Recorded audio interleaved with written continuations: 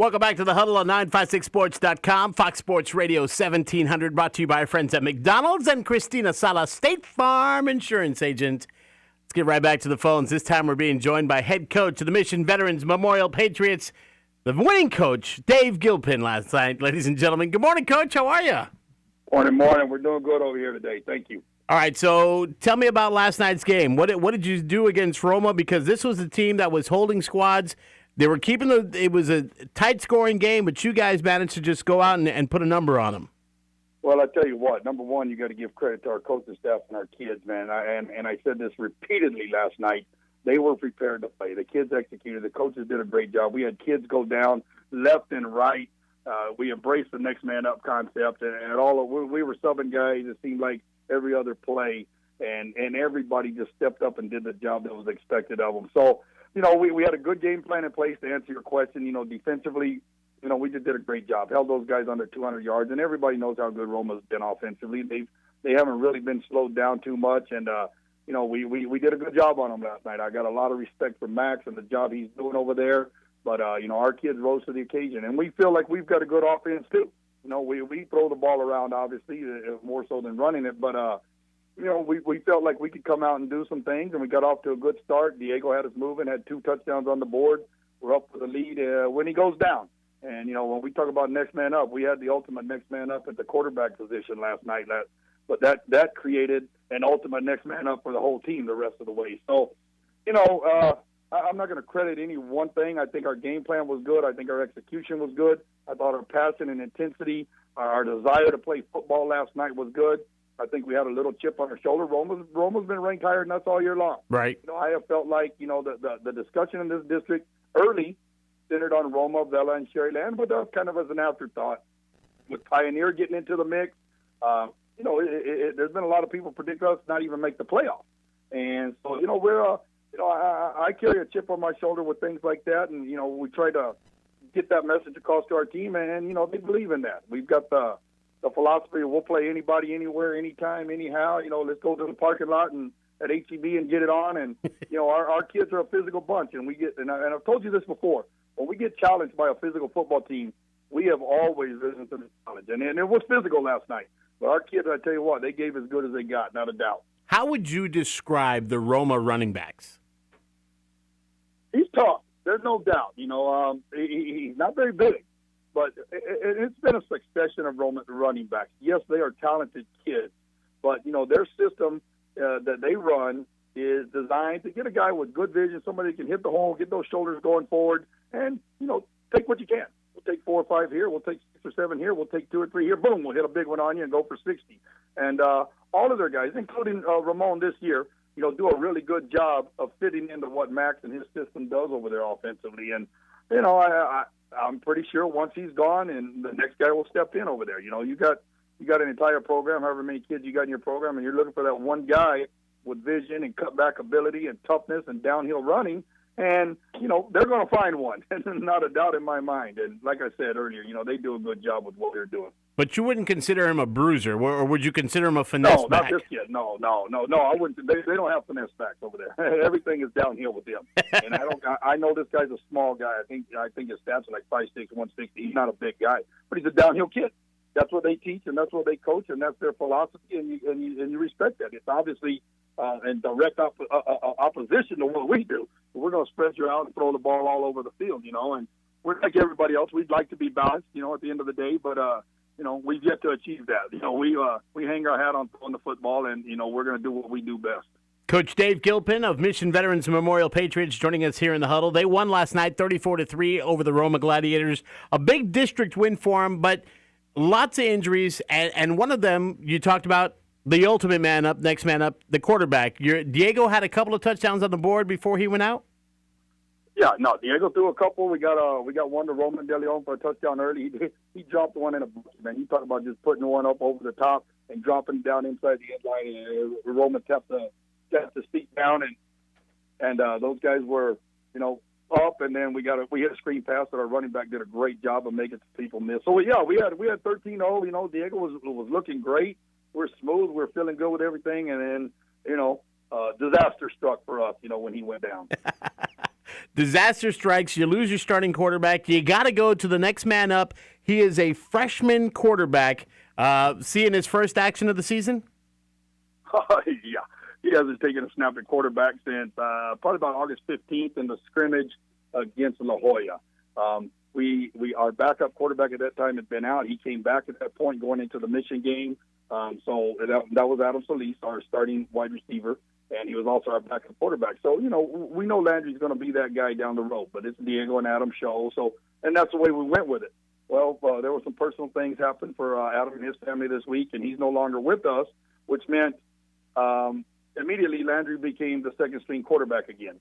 And, I made the comment before, the one thing that we could not have happen is Diego go down because with Adam being gone and Landry's lack of preparation, that, it was going to be a struggle for us. And that one thing went down, and I tell you what, my son stepped up last night and became a man, and I would have never expected, predicted for him to play as well as he did. I was just, the old concept of, hey, let's just manage the game. Defense is playing really well.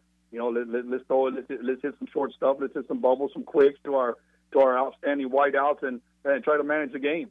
And he went out there and got the ball vertical a couple of times and obviously made some things happen in the backfield. And, it was a fun night as a father. Obviously, as a head coach, a 34-3 win that we were dominant. We felt in all three phases last night is very satisfying. But this one was a little special, and that there was no doubt about it. There's no point in even trying to lie about it and act like it was any other win because for him, especially a year ago, he's playing a junior high football game. Right. And here he is against one of the best defenses in the Valley up to this point, and not only hung in there, which is what we were hoping he could do, but went out and excelled last night. So it was a fun evening at the Gilpin household last night. We were pretty excited. Well, we know that the Gilpin athletic tenacity is there. Obviously, Shania, she was one of the great volleyball players that we had seen on the volleyball court for so many years, right. And she's currently playing at help me out, Coach. She's at Texas A&M Kingsville, and okay. She is currently up in Canyon, Texas, up at West Texas A&M playing. They've got a conference game today. I believe it's at 12:30 or 2 o'clock. They've got a conference game today, and then they're going to follow that up with another non-conference game up there this afternoon, and then she'll be heading back. Matter of fact, she texted me this morning already asking me if I could put some money in her account for gas when she gets home tonight. So they've got a long bus ride coming home from West Texas today. But, yeah, she's in her second year at Texas A&M Kingsville, Division II school. So, we're proud of the bloodlines in our family and, the competitiveness and the athletic ability in our family, without a doubt. So we had a couple of Vela parents that were out scouting last night, and the one Vela parent that texted me this morning that, when he heard that we were going to have you on the show, this is the text. The Gilpin kid is the second coming of Santos Villarreal. He can make plays with his legs, and he's just a freshman. Was at the game last night through 3 quarters. So obviously, when you've got other parents that are talking about your son that way, he's got some skills, I think. Well, if you could text that parent back and please tell them I said thank you. That's a very complimentary thing to say about my son because I think very highly of Santos Villarreal. And he did show some flashes of doing that, last night. And, like I said, Santos proved that over 4 years. Santos is now playing at the collegiate level, and Landry's got a long way to go for that. But he took a step in the right direction. We're expecting him to become an outstanding player over the next 3.5 years. But, he got rushed into it last night, and, but that was very nice of that parent. I appreciate that. It's always nice to hear somebody say something nice about your family. Coach, when your son went in last night, what was in the back of your mind, what are you hoping that would happen in the first series? Are you hoping, no turnover, or what were you thinking? You hit it. Hey, I just said, get it done. That's the last thing I told him as he went out there onto the field. We brought Coach Rodriguez, our offensive coordinator, down out of the press box so he could be right there with him, attach himself to his hip and get him through everything. But there's no doubt, Jake, there's the fear of the turnover. He could have dropped the first snap, his eyes as big as paper plates out there, and, he's got these guys, he's got seniors, juniors, coming right at him. And, he's not a big guy yet. He's growing. We're hoping, he gets up. I'm 6'4", and I'm hoping he gets up in the 6'3" range. But right now he's about 5'11", close to 6. But he's thin. He's lean and he's strong, but he's still thin. So he's a little bit scared out there, I'm sure. And so I wasn't sure what to expect. The fact that to just get out of it. And I tell you what, he threw the ball well. I know I haven't got our stats from our offensive coordinator yet. I know the paper said he had 90, but he could have actually had about 200. We had some drops on him. We had several plays called back, completed passes called back on penalty. So he surprised me with throwing the ball. He surprised me with his ability to avoid tackle. He, once he got into space, I wasn't too surprised about it because he's got good speed. And he was able to take that one to the house. But he was able to avoid tackles in the backfield. And even once he broke the line of scrimmage, he made some people miss. And, probably running scared, whatever it takes, right? If he needs to add a little weight, he can hang out with me. I'll bulk him up a couple of pounds if you need me to. Yeah, well, I tried. There's no doubt, man. I'm trying to stuff every steak down and I can do so. All right, Coach, we're gonna take off your coach's hat for a minute. We're gonna put on your dad's hat. Although we can tell that you've been, you're excited about him. I mean, what's next? Is Diego going to be all right? To come back next week or no? Diego's going to be out. We just got the report. We were worried about a hairline fracture. It's not that, but he's got a pretty severe sprain. Okay. Initial diagnosis is 4 to 6 weeks. 4 weeks from last night would be our Vela game. So I'm gonna, that's going to be a target date for us. But obviously, it's about healing, and once the kid's capable to get back out there. Diego Hernandez is our quarterback. The minute he's ready to go, he will be back on the field. The same situation that happened with us last year. Santos went down. Diego was the backup quarterback, had to come in and lead the team for 2 games while Santos was hurt. And he did well, and we won both games. And when Santos was ready, he came back. And that's the same situation we'll do here. Once Diego's ready, he'll be back at our quarterback position. We'll move Landry back out to wide receiver, and, we'll go from there. But, we're looking at, 4 to 6 weeks. If you're talking 6 weeks now, you're talking third-round playoff game. If you're talking 4 weeks, you're talking Edinburgh Vela. So, again, this is just our initial timeline, the doctor's initial prognosis. And, Diego will do everything that he needs to do to get himself healthy. He's a tough kid. He's a competitor. And he'll be back on the field as soon as he's ready, without a doubt. All right. Well, but until then, yes, it will be Landry. It's the Gilpin show all of a sudden. Yeah, it is.